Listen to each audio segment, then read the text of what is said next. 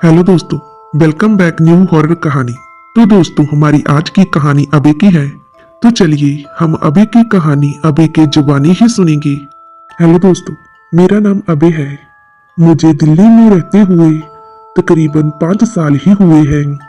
मैं अपनी पूरी फैमिली के साथ जहाँ पर रहता हूँ, मेरी फैमिली में मेरी मम्मी और मेरी वाइफ और एक छोटा बेटा है। मेरे पिताजी की डेथ काफी समय पहले हो चुकी थी। इससे पहले हम अलीगढ़ में रहते थे। ये घटना मेरी मम्मी के साथ तकरीबन 5 साल पहले अलीगढ़ वाले घर में हुआ था। हमारा ये घर रेंट पर था। वो घर काफी पुराना था और उसके आसपास का एरिया काफी सुनसान था। घर के आंगन में बहुत से दरख्त वगैरह लगे हुए थे। ये घर मुझे ठीक ठाक रेंट पर मिल गया था और ये घर आबादी से भी दूर था, इसीलिए मैंने इस घर को ले लिया। मेरी वाइफ टीचर थी और मेरा बेटा स्कूल पढ़ने जाता था और मैं भी जॉब कर रहा था। तो सुबह मेरा बेटा मेरी वाइफ के साथ चला जाता और मैं भी अपनी बाइक से जॉब पर चला जाता और माँ पीछे से उस घर में अकेली होती थी। मेरी माँ के साथ जो जो उस घर में हुआ, अम्मी ने हमें वो सब कुछ बताना शुरू किया। जैसे कि एक दिन हमारे जॉब पर जाने के बाद माँ घर पर अकेली थी, तो माँ ने हमें बताया कि वो अपने कमरे में सो रही थी कि सोते हुए उसे एकदम से ऐसा लगा कि कोई बहुत भारी चीज उनके कमरे में गिरी है, कि उनके फ्लोर पर उनके पलंग के बिल्कुल पास किसी के गिरने की उन्हें आवाज तो सुनाई दी, मगर कुछ नजर नहीं आया। उन्हें ऐसा लगा था कि जैसे किसी भारी चीज ने जंप किया है। माँ एकदम से डर कर उठ गई, लेकिन उसे वहां पर कुछ भी दिखाई नहीं पड़ रहा था। तो वो अपने कमरे को अच्छे से देखकर अपनी रूम की विंडो से बाहर झांकने लगी, तो एक आदमी उनको सफेद कपड़ों में दिखाई दिया, जो उनसे एक अजीब सी लैंग्वेज में बात करना चाह रहा था। एक तो वो आदमी काफी दूर था और ऊपर से माँ को उसकी भाषा समझ में नहीं आ रही थी। माँ ने उसे इशारे से कहा कि मैं आपके पास नीचे आ रही हूँ।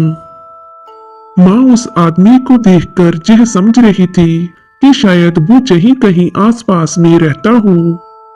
माँ नीचे धीरे धीरे जब सीढ़ियां उतर कर आई, तो वो आदमी वहां से गायब हो चुका था और वो आदमी हमारे आंगन में था। और माँ ने जब नीचे आकर देखा था, तो उन्हें वो आदमी नहीं मिला था। तो माँ ये सोचने लगी कि वो आदमी घर के अंदर कैसे आया। घर का मेन डोर तो बंद है और ना ही कोई घर की खिड़की दरवाजा खुला है। अपने मन में यही सोचते हुए वो वापस घर के अंदर आ गई। इस घटना के कुछ दिन बीतने के बाद अचानक माँ ने एक दिन 2 औरतों को हमारे गार्डन में लड़ते हुए देखा। मेरी माँ ने उनको आवाज दी, कौन है वहां पर? तो वो औरतें पहले तो कुछ नहीं बोली और जिस समय रात के तकरीबन 12 बजे का था, मैं और मेरी पत्नी और मेरा बेटा हम अपने रूम में सो रहे थे और माँ ने उनको फिर से आवाज दी। तो वो दोनों औरतें मेरी माँ को पीछे मुड़कर देखने लगी और जब माँ ने उनका चेहरा देखा, तो माँ ने देखा कि उनकी आंखें गहरे लाल रंग की हैं और चेहरा बुरी तरह से जला हुआ। उन्हें देखकर माँ बहुत डर गई और उन्होंने जोर जोर से भगवान का नाम लेना शुरू कर दिया, क्योंकि माँ उनको देखकर समझ चुकी थी कि ये कोई आम इंसान नहीं, कोई भूत प्रेत है। और कभी माँ जब घर पर दोपहर को अकेली होती, वो हॉल में बैठकर टीवी देख रही होती, तो उनके पास रखी चेयर खुद ब खुद हिलने लगती। मेरी माँ बहुत हिम्मत वाली है। वो कभी भी इन सब चीजों से डरती नहीं थी, क्योंकि वो मानती थी कि भूत प्रेत होते हैं और वो कहती है कि जब तक हम ना इन्हें नुकसान पहुंचाए, ये हमें कुछ नहीं कहते।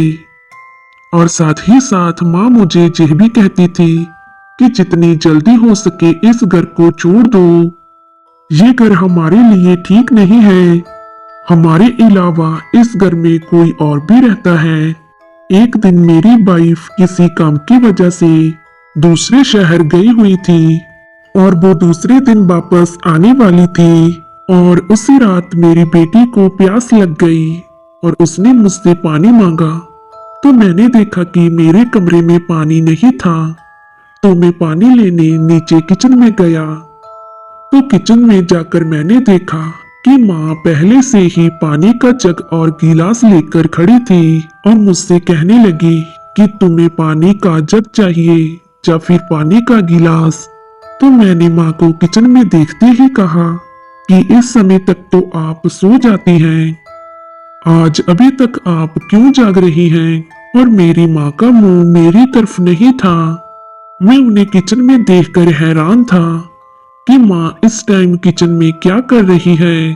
और दूसरी बात हैरान कर देने वाली ये थी कि माँ को कैसे पता चला कि मैं किचन में पानी लेने आया हूँ। खैर माँ ने गिलास और जग शेल्फ पर रख दिया और खुद दूसरी तरफ को और ज्यादा मुड़ गई।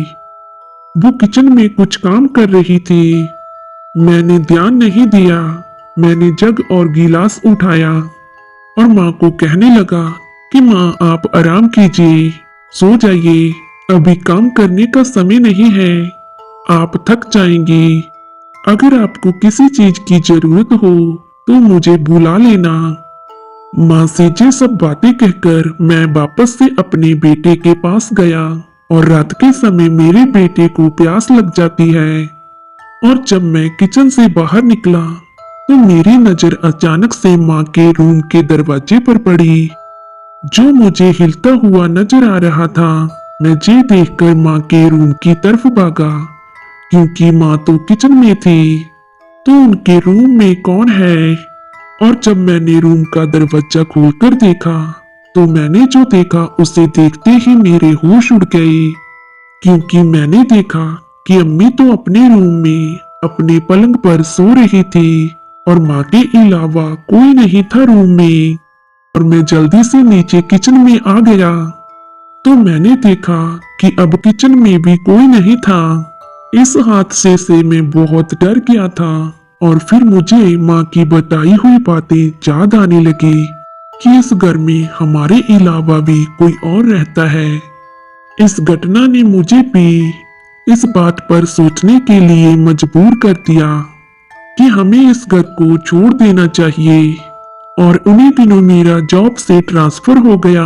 मैंने अपने ट्रांसफर की खबर सुनकर भगवान का बहुत शुक्रिया किया, क्योंकि उस घटना के बाद अब मैं इस घर में और रुकना नहीं चाहता था। मेरे ट्रांसफर से मेरी पत्नी, बेटा और मेरी माँ सब खुश थे कि फाइनली हम इस घर को छोड़कर जा रहे हैं। तो मैं और माँ बस जाने ही वाले थे। मेरी पत्नी और बेटा पहले ही दूसरे घर में शिफ्ट हो चुके थे। हमारा इस घर में कुछ सामान अभी बाकी था, इसलिए मैं और माँ अभी तक रुके हुए थे। तो एक दिन की बात है, माँ ने कुछ शॉपिंग करनी थी और मैंने माँ को वो शॉपिंग करवा दी। और माँ को घर पर ड्रॉप करते हुए मैंने बोला कि आप घर चलिए, मुझे कुछ काम है, मैं आधे घंटे में आता हूँ। और मैं अपने काम को निपटाने के लिए चला गया और मुझे वापस आते आते तकरीबन 1 घंटा बीत गया। और जब मैं घर पर आया तो मैंने देखा कि घर का दरवाजा खुला था और मेरी माँ जमीन पर बेहोश पड़ी हुई थी। मैंने माँ के चेहरे पर पानी डाला और उन्हें होश में लाकर उनके रूम में लेकर गया और जल्दी से मैंने डॉक्टर को बुलाया। उन्होंने माँ को चेक किया और डॉक्टर ने मुझे बताया कि बहुत बुखार होने की वजह से इन्हें चक्कर आ गया और ये बेहोश होकर नीचे गिर गई। कुछ घंटों के बाद ये ठीक हो जाएंगी। इस बात से मैं बहुत परेशान हो गया था, क्योंकि सुबह हमें दूसरे घर में शिफ्ट होना था। और तकरीबन 4 घंटों के बाद माँ की तबीयत थोड़ी सी ठीक हुई और मैंने उनके ठीक होते ही उनसे पूछा कि क्या हुआ था आपको। और मुझे कुछ ना बताकर माँ ने मुझसे कहा कि जल्दी से मुझे गंगा जल लाकर दो। और मैंने माँ को गंगा जल लाकर दिया तो माँ ने गंगा जल अपने हाथ पर डालकर भगवान का नाम लेकर मेरे ऊपर डाल दिया। माँ को ये सब करता हुआ देख मैंने पूछा कि माँ आखिर ऐसा क्या हो गया कि आप जो ऐसा कर रहे हो। मुझे आप कुछ ज्यादा ही परेशान लग रही हैं। बताइए ना, मेरे जाने के बाद आपके साथ ऐसा क्या हुआ जो आप इतनी डरी हुई हैं। तो माँ ने मुझे बताया कि जब वो घर के अंदर दाखिल हुई तो मैंने लिविंग रूम में देखा कि एक औरत जिसने सफेद साड़ी पहन रखी थी और उसके बहुत लंबे बाल और लंबे लंबे नाखून, आंखें गहरी लाल और चेहरा एकदम से सड़ा हुआ, और वो सोफे पर बैठी हुई मुझे घूर घूर कर देख रही थी और अजीब सी ही आवाजों में बात कर रही थी। उसे देखकर मैं चीखते हुए बेहोश होकर नीचे गिर गई। उसके बाद क्या हुआ मुझे कुछ भी नहीं पता, और माँ ने मुझे डरते हुए कहा कि हम जहाँ पर और नहीं रुक सकते, हमें इसी घर को अभी छोड़ना पड़ेगा। मुझे तुम्हारी बहुत फिक्र हो रही है। मैंने माँ की ऐसी हालत को देखते हुए उसी समय उस घर को छोड़ना सही समझा। और तकरीबन 2 सालों के बाद मुझे उस घर की सच्चाई पता चली कि वो घर शराबित घर था और उस घर को कोई किराए पर नहीं लेता है, और हम इस बात से अनजान थे, इसीलिए हमने उस घर को किराए पर ले लिया।